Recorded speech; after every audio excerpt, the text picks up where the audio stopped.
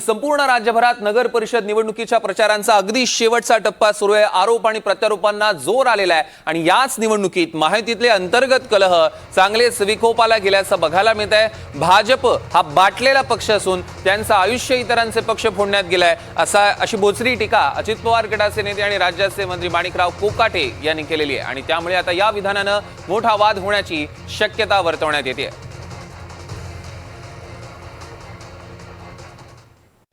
आणि बीजेपी तर पूर्णपणे बाटलेली।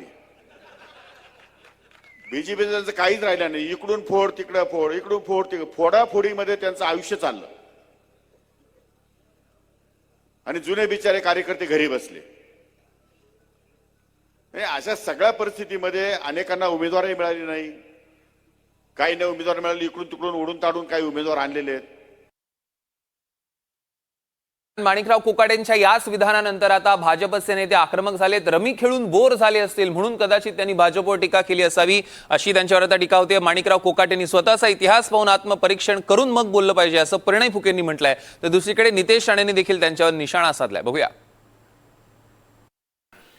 माणिकराव कोकाटेंचं मी बघितलं नाही, पण ते बाटलेलं का म्हटलं त्यांना माहित नाही।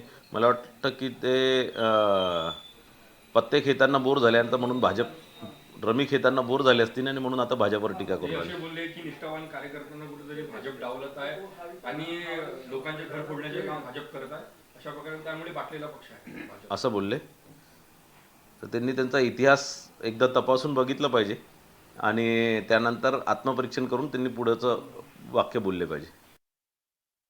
सर, भाजप हा बाटलेला पक्ष आहे अशी माणिकराव कोकाटेंनी टीका केली।